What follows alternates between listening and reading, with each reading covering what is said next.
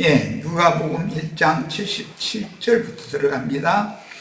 주의 백성에게 그 범죄 사함으로 말미암는 구원을 알게 하리니 했고, 요한복음 1장 29절에 이튿날 요한이 예수께서 자기에게 나오심을 보고 이르되 보라, 세상 죄를 지고 가는 하나님의 어린 양이로다 그랬어요.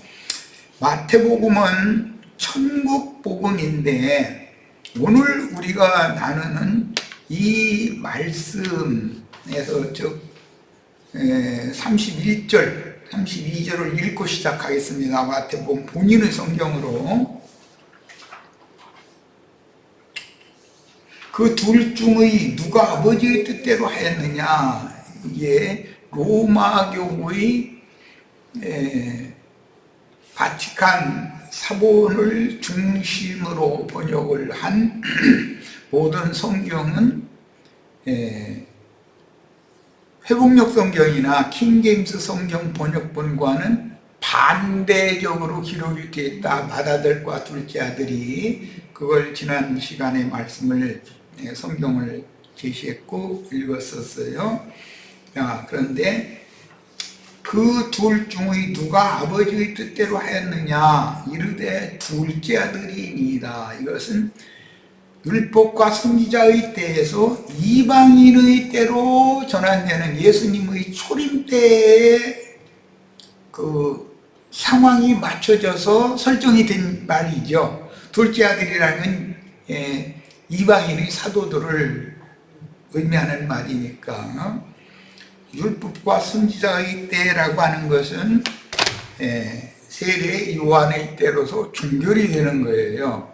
그러니까 예수 그리스도의 때로부터는 새 시대가 지금 이제 열리는 거죠. 이제 이 경륜의 전환을 이해하셔야 되고, 예수 그리스도께서 구속을 이룬 후에는 주님이 그 영이 되어져서 이방의 충만함이 자기까지 이방인의 때로 시대가 전환이 되고, 이방인의 때 끝에는 버림받았던 유대교인들 중의 랍비 스승들인 인마진 12지파가 신앙을 회복하게 되고, 교회 중의 기독교 계획의 교회 중의 아론 반차 제도를 주장하는 자들은 그 나라를 빼앗기게 되기 때문에 이제는 장자권, 후사권이 전환되기 마련이다라는 거예요. 교회 시대라고 하는 이방인의 때에는 맏아들의 때가 아니고 둘째 아들의 때지만, 인마진 12지파의 새 시대는 맏아들이 신앙을 회복하는 때다 이거예요. 그래서 이게 킹제임스 성경이나 회복력 성경은 신앙을 이룰 자들이 유대교인들 중의 랍비들이 아니고 기독교계의 큰 음녀의 7머리들이 기득권을 잃는다 말이야. 그런데 이때 당시 주님의 말씀에는 너희는 그 나라를 빼앗기고, 다른 누가복음 이런 데 이렇게 표현했죠. 세교와 창기들이 아브라함과 이삭과 야곱과 함께 먼저 그 나라에 들어가 있는 것을 너희가 볼 때 들떨며 이르게 알게 될 것이다. 이렇게 이제 누가복음에서는 그렇게 표현했죠. 오늘 마태복음을 다시 한번 더 읽어봅니다. 예수께서 그들에게 이르시되 내가 진실로 너희에게 이르노니 세리들과 창녀들이 너희보다 먼저 하나님의 나라에 들어가리라 그랬어요. 여기 하나님의 나라라는 표현과 천국이라는 표현을 마태복음이 동시에 이렇게 사용을 하는데, 마태복음은 다 천국복음이라고 비유를 다 표현을 그렇게 했죠. 그런데 여기에서 하나님의 나라라고 하는 것은 혈통적인 이스라엘 12지파가 이미 하나님의 나라 백성들이었기 때문에 그들에게 하는 말이다 이거예요. 그러니까 창녀들이, 세리들과 창녀들이 너희보다라는 건 이제 유대교 공회 때의 그 대제사장 무리들보다 바리새인 율법사 서기관들 그들보다 먼저 하나님의 나라에 들어가리라 라는 말은 이거는 교회 시대의 끝에 입맞은 이스라엘 12지파의 신앙 회복을 염두에 두는 말이다 그런 말이에요. 여기 천국에 들어가리라라고 하지 않은 것을 지금 내가 설명하는 말이에요. 천국에 들어가는 것과 하나님의 나라에 들어가는 것은 차이가 있어요. 하나님의 나라와 천국은 같은 의미라고 할 수 있지만 정확하게 분별을 한다면 하나님의 나라는 영원 전부터 영원 후까지 전체가 하나님의 나라이고, 그리스도의 나라, 아들의 나라 또는 천국이라고 하는 것은 교회 시대와 오는 그 천년이 차기까지의 입맞은 이스라엘 12지파의 새 시대만을 일러서 천국이라고 그런다. 이것을 지금 이해를 잘 하시기를 바라요. 성경이 내내 천국이라고 말씀하다가 갑작스럽게 여기에서 하나님의 나라에 너희보다 먼저 들어간다라고 하는 이 말씀이 말하고자 하는 의도를 잘 이해를 하시기를 바라요. 그때 당시는 회개한 요한에게 징계를 받은 세리와 창기와 모든 죄인들이 자기 죄를 자복하고 세리를 받았잖아요. 근데 그들이 교회 안에 먼저 들어와요. 그렇지만 그들을 교회를 천국이라고 그러는데 천국 안에 먼저 들어간다고 하지 않고 하나님의 나라에 먼저 들어가리라 라고 한 것은, 이것은 혈통적인 유대인들에게 대해서 말하고자 하는 의도가 있다 그런 말이에요. 이방인들이 아닌 거예요. 이들은. 자, 요한이 의의 도로 너희에게 왔거늘 너희는 그를 믿지 아니하였으며, 이 말은 요한의 세리를 받지 않았다. 그러므로 하나님의 뜻을 거스렸다. 누가복음 이렇게 되어 있죠. 세리와 창녀는 믿었으며 너희는 이것을 보고도 끝내 뒤우쳐 믿지 아니하였도다. 이 말씀은 하나님의 경륜의 전환과 관계가 되는 그런 말인 거예요. 염두에 두고 자료로 들어갑니다. 마태복음은 천국복음인데 주님은 지금 유대교의 대표자들에게 하나님의 나라에 들어가는 길을 제시하고 있으므로 혈통적으로 이스라엘과 영적 이스라엘의 구원을 자세하게 살펴야 하는데, 혈통적인 이스라엘 나라라고 하는 것과 참 이스라엘이라고 하는 이면적 유대인, 혈통적인 유대인들과 이면적 유대인, 혈통적인 이스라엘과 영적 이스라엘에 대해서 구분을 정확하게 할 줄 알아야 된다 이런 말이에요. 천국은 하나님의 나라에 포함되나 교회 시대와 오는 그 천년 기간의 왕국 기간에 나타날 하늘에 간직한, 지금 교회 시대는 나타나는 때가 아니라 임하는 때죠. 나라가 임하는 때예요. 이방의 충만함이 차면 시대가 다시 전환이 되는데, 이방인들이 참 감람나무의 접붙임을 받았었으나 자긍하는 이방 가지들을 더 엄하게 잘라내는 때가 오는데 그때가 이방의 충만함이 차는 때다 그런 말이에요. 그러면 시대가 또 바꿔진다. 자, 그러니까 하나님은 유대인의 하나님이시지만 이방인의 하나님도 되시기 때문에 하나님은 모든 세상 죄를 지고 간 것이지 유대인의 죄만을 지고 예수를 보내서 유대인만을 구원하기 위하여 유대인들의 죄만을 짊어지고 죽게 한 게 아니잖아요.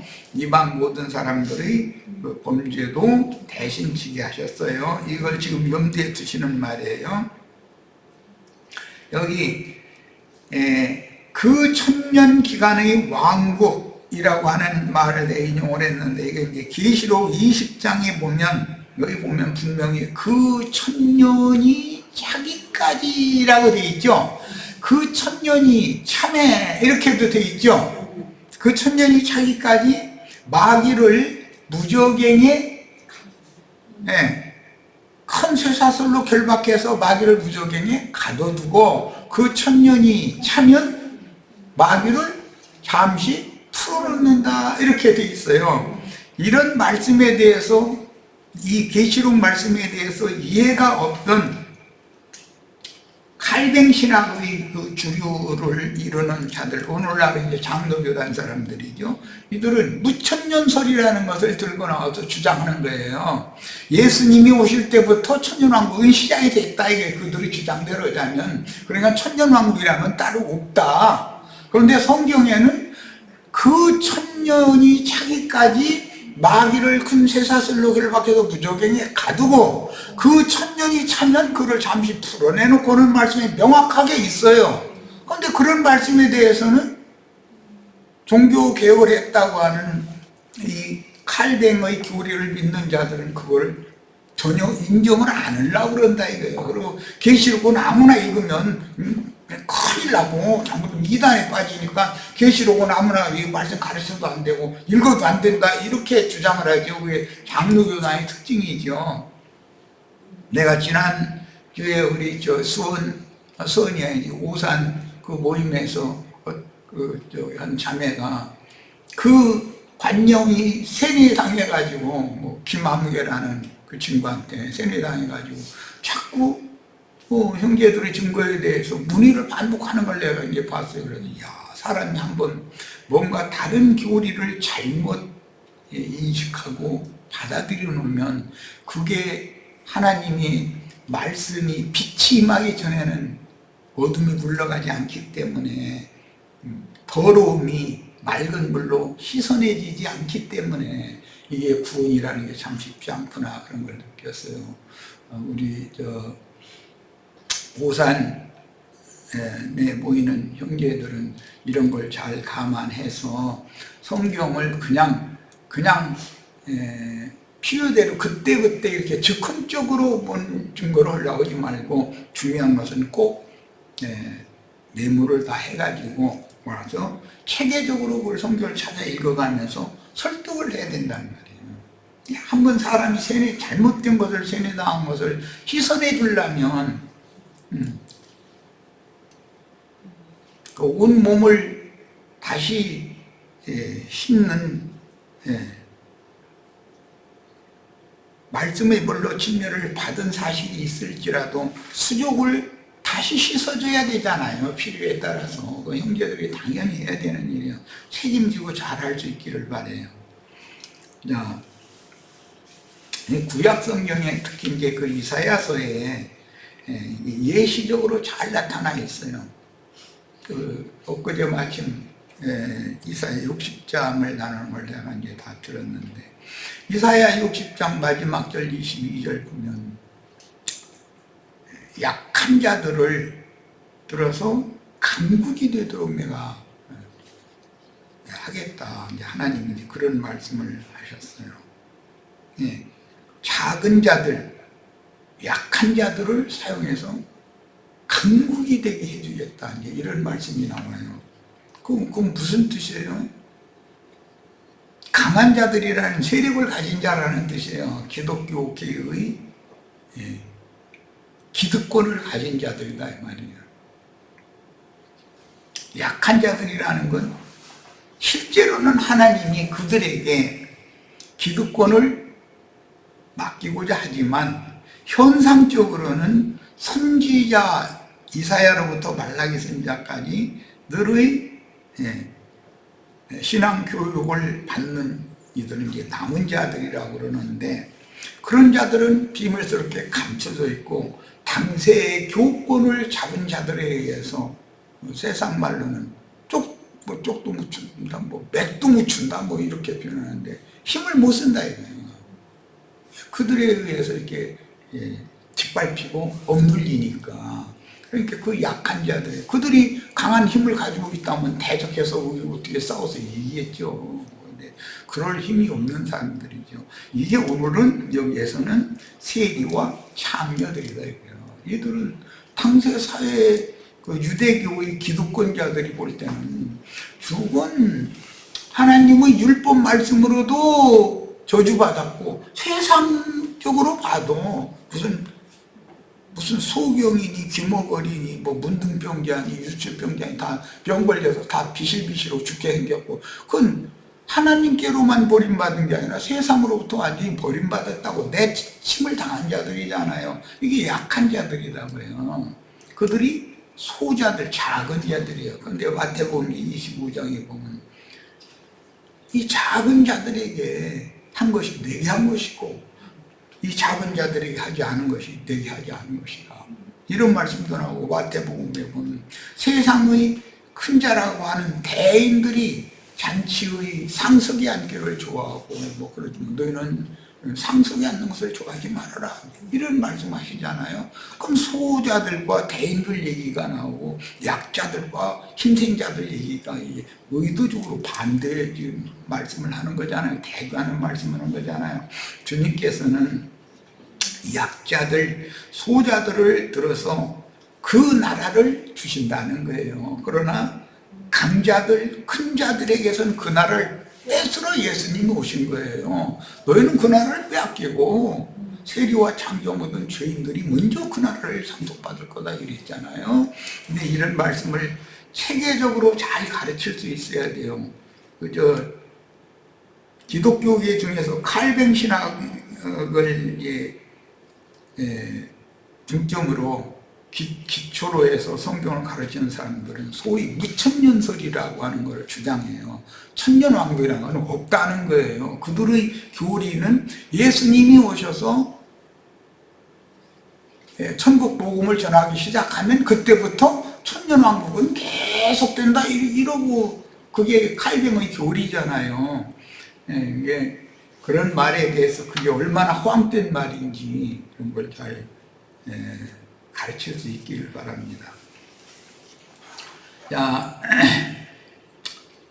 아들의 나라인 천국은 아버지 나라의 중심부이며 영들의 세계를 다스리며 지배하는 권위와 능력의 원천이 발원되는 조선은 하늘의 시온산과 하늘의 예루살렘, 히브리서 12장 22절로 24절에 너희가 이런 것은 시온산과 하늘의 예루살렘에 이르렀다, 이렇게 돼 있죠. 이게 거기는 후사들, 장자들, 오는 세상을 상속받아서 이어갈 후사들의 교회다 이거예요. 그 후사들, 장자들만 모이는, 장자권자들만 모이는 교회다는 거예요. 이런 것이 잘 이해되어져야 돼요. 자, 성 밖의 만국을 그 천년이 차기까지와 세세토록 다스리는 색당의 분봉왕들은, 만왕의 왕은 예수 그리스도인 것이고, 우리 형제 자매님들은 분봉왕들이죠. 그 보좌들에 함께 앉아서, 작은 소자들이 그 부자들이 함께 앉아서 오른편 장과 왼편 점소를 분별하게 된다, 이렇게 되어 있잖아요. 성 안에서 생명나무 실버와 생수를 먹고 마시는 권위를 부여받은 하나님의 아들로서 성 안에 들어갈 권세를 받는 것입니다. 골로새서 1장 13절, 그가 우리를 이라는 것은 신약에 믿는 이들을 말하는 거예요. 혈통적인 이스라엘 나라, 혈통적인 이스라엘 백성을 말하는 게 아니고, 회개와 복음을 믿는 사람들을 흑암의 권세에서 건져내사. 그럼 흑암의 권세라는 뭐죠? 유대교의 율법 교리에 묶여있는, 갇혀있는 이 흑암의 권세에서, 거기서 그 유대교 율법 교리 체계에서 건져냈다. 그의 사랑의 아들의 나라로 옮겼다. 이게 교회죠. 교회로 옮겼다, 이 말이죠. 유대교에서 주님의 몸된 교회로 옮겼다, 그 말이죠. 디모데후서 4장 18절, 주께서 나를 모든 악한 일에서 건져내시고 또 그의 천국에 들어가도록 구원하시리니, 여기에는 하나님의 나라라고 하지 않고 바울 사도가 하나님의 나라 밖에 있는 사람이 아니죠. 혈통적으로도 하나님의 나라 백성, 베냐민 지파 사람이었었고, 영적으로 회개하고 복음을 믿음으로 다메섹 도상에서 주님 앞에 종으로 위임까지 받은 사람인데 이 사람은 이미 하나님의 나라에 들어온 사람이 영이 거듭난 사람이다 이 말이에요. 그렇지만 그 천국에 들어가는 것은 영이 거듭난 사람이 최후 믿음의 결국에 혼의 구원을 이룬 여부에 따라서 영원한 어린 양의 신부가 되느냐 안 되느냐는 그 다음의 문제다 이게요. 그 심판대에서 결정할 거기 때문에 이렇게 표현을 한 거예요. 그 천국에 들어가도록 구원하시리니. 그러니까 구원은 이미 얻었지만 구원을 이루는 과정이 필요한 것이죠. 영의 구원과 혼의 구원에 대해 잘 이해가 있어야 돼요. 그에게 영광이 세상 무궁토록 있을지어다. 아멘. 그랬어요. 성경에는 영이 거듭나는 그런 구원보다는 구원을 이루는 혼이 온전케 되는 구원을 이루는 문제를 더 많이 기록하고 있어요. 베드로전서 1장 4절 썩지 않고 더럽지 않고 쇠하지 아니하는 유업을 있게 하시나니, 이게 이제 영원한 유업이라는 것이죠. 곧 너희를 위하여 하늘에 간직하신 것이라. 하늘에 간직한 기업을 이을 자들, 이게 영적인 장자들이죠.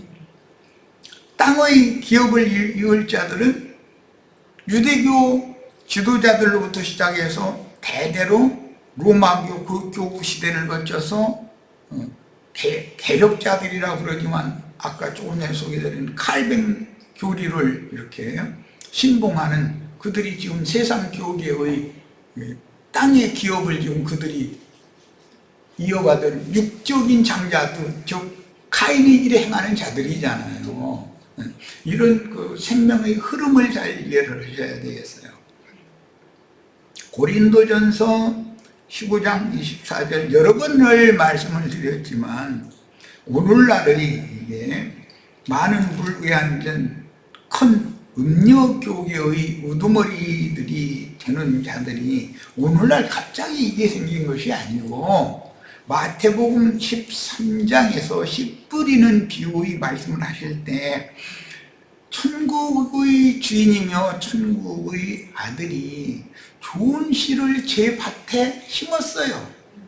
그런데 사람들이 잘 때 가라지가, 악한 자 마귀가 와서 가라지를 덧뿌리고 갔다고 그랬어요. 그러면 천국의 아들이 와서 좋은 씨를 제 밭에 심은 것은 예수님이 지금 세리와 창기와 모든 죄인들, 태를 치료받은 영혼들에게, 요한의 세례를 받은 영혼들에게 천국 말씀을 심었다 그런 말이에요. 예수님이 오셔서 그랬는데 시간이 지나면서 사람들이 잔다 그랬어요. 그때 주님을 동역한 지휘자들이 이제 즉 말하자면 사도시대라는 것이 끝나면 잔다는 건 죽는다는 거예요. 사도들이 다 떠나고 나면 로마교의 교부 시대가 이어지기 때문에 로마교의 교부들이 맨 먼저 제창해 놓은 것이 삼일체, 그 다음에 개신교계의 칼뱅이 주장해 놓은 것이 예정론이에요. 이 두 가지 뭐 여러 가지 절기 지키는 것 등등 뭐 여러 가지들이 있지만 하여튼 그게 핵심되는 중심 교리예요. 이것을 덧뿌렸다 이거예요. 세상교계. 그게 예정론과 삼일체 교리가 주님이 말씀을 회개한 죄인들의 태의 마음에 심어놓은 그 말씀과 곁들여서 두 가지 종자가 자라게 됐다. 이 한밭에서. 이 이치를 잘 이해를 하시기를 바라요.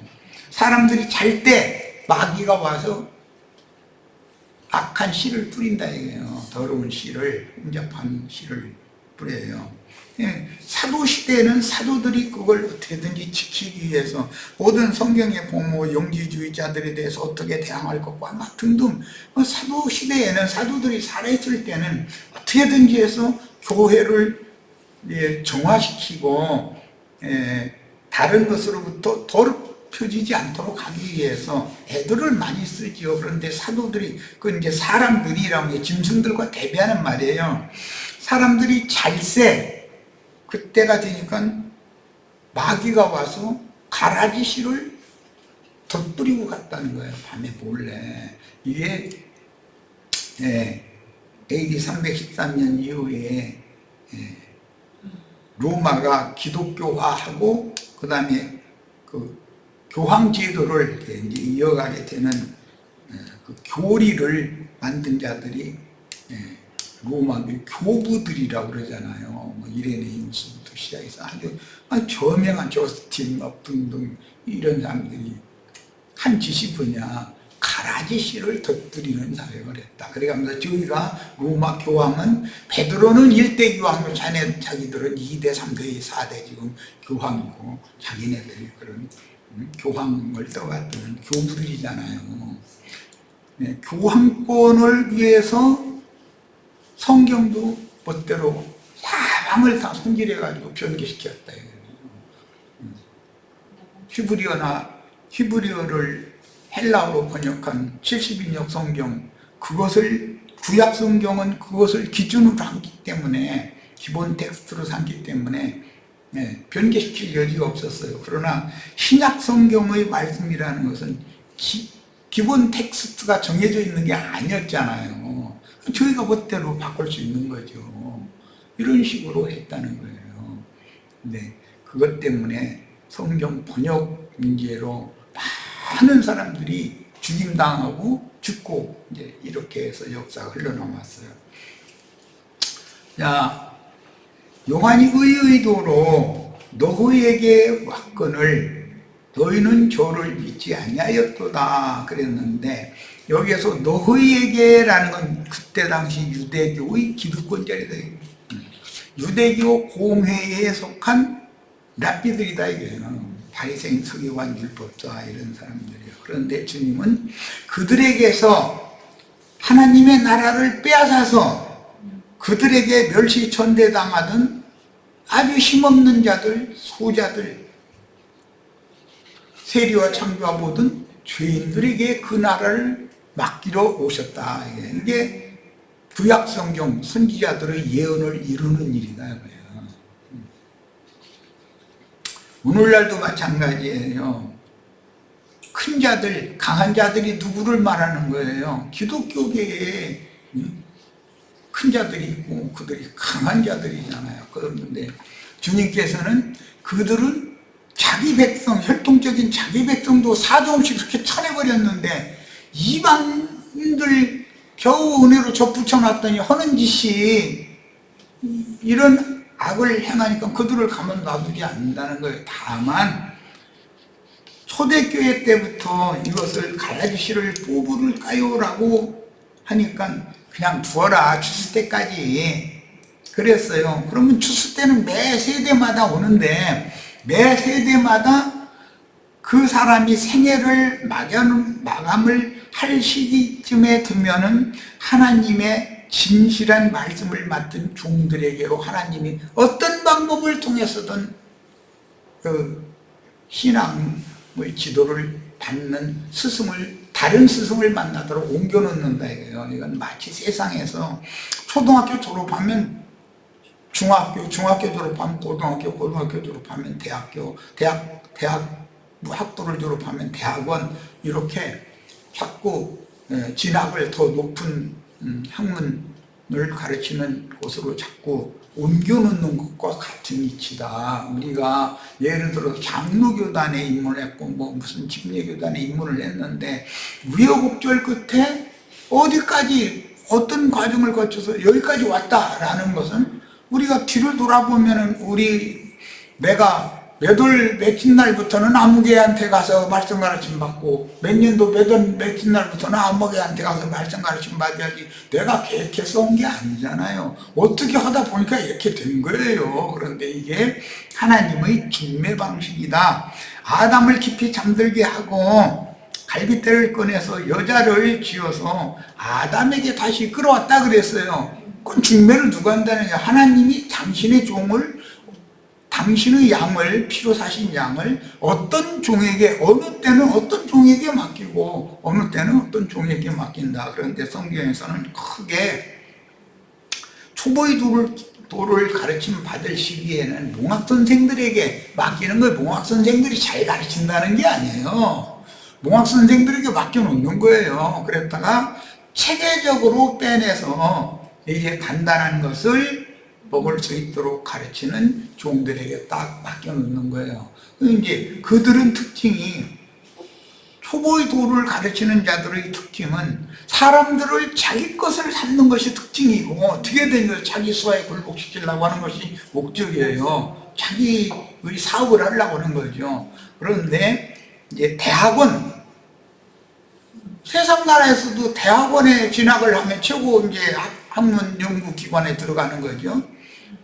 대학원에 진학을 하면은 교수가 낱낱이 가르치지를 않아요. 그렇게를 안 해요. 거기 교수 밑에 박사 과정을 하고 있는, 석사 과정을 하러 대학원에 들어갔으면 박사 과정을 하고 있는 사람들에게 맡겨서 그들의 지도를 받게 하고, 스스로 연구비를 받아가지고 스스로 학문을 연구를 해서 논문을 공동 저자로 이렇게 논문을 발표하게 하고, 이렇게 해서 그가 이룰 학문을 다 이뤘으면 석사 학위를 주고, 석사 학위에서 이제는 자기가 자기 스승과 같은 박사 학위를 나도 공부해서 나도 교수가 돼야 되겠다 하면 박사 과정을 또 해야죠. 이제 석사, 박사 과정이라는 것은 스스로 공부하는 것이지, 누가 가르쳐줘서 초등학교 때부터 이렇게 가르치고 그렇게 하지를 않는다는 거. 이거는 신앙교육도 마찬가지다 이거예요. 신앙도 누가 가르쳐서 될 일이냐 이거. 우리 형제 자매님들은 이제는 스스로 말씀 추구하고 스스로 기도하고, 모든 말씀들을, 난 그러니까 늘 많은 성경을 대조해 가면서 부지런히 읽어라. 성경 읽는 거 소홀히 여기지 말아라. 이 성경만 읽으려고 하지 말고 다른 성경도 번역본이 많이 있으니까 왜 그 부분에서는 그 용어나 그 문단을 그렇게 번역을 했는지에 대해서 알아봐라. 스스로 연구를 해야 되는 거예요. 다 그렇게 해서 그런 사람들은 사람을 얻으면 자기 것을 삼는 사역을 하지 않고 그리스도의 것으로 중매를 하는 사역을 하는 거예요. 하늘이 나에게 어떤 양물을 맡기면 나는 그를 잘 가르쳐서 하늘로 다시 돌려보내야 되는 거잖아요. 본 것은 하나님 것이니까. 그러니까 최종적으로는 스스로 하나님과 세상 교계에서 아드시라 하는 직통 계시를 주고받고 할 수 있도록 해줘야 된다 이거예요. 박사과정의 교수라는 사람이 자기가 무슨 학부생들 가르치듯이 날마다 그거 하고 앉았으면 자기는 언제 연구실에 앉아서 무슨 연구를 해. 시간을 다 뺏겨버리면 그렇게는 하면 안 되죠. 이치를 잘 생각하시길 바래요. 최종적으로 최고의 수준에 이른 스승은 사람을 얻어서 그리스도의 것으로, 하나님의 것으로 원래 주인에게로 돌려주는 거예요. 그것이 주님이 이 땅에 오셔서 사람을 얻어서 예수님은 아버지의 것으로 돌려주는 것이잖아요. 그게 요한복음 17장 기도 말씀에 쭉 나오잖아요. 아버지께서 내게 주셨는데 나는 그들을 얻어서 아버지께 돌려드렸습니다. 그게 제사장이 하는 일이잖아요. 제사장은 제물을 하나님께 바치는 사람이지 자기가 다 먹는 것이 목적이 아니잖아요. 바치면 하늘이 다시 주면 그걸 먹는 거죠.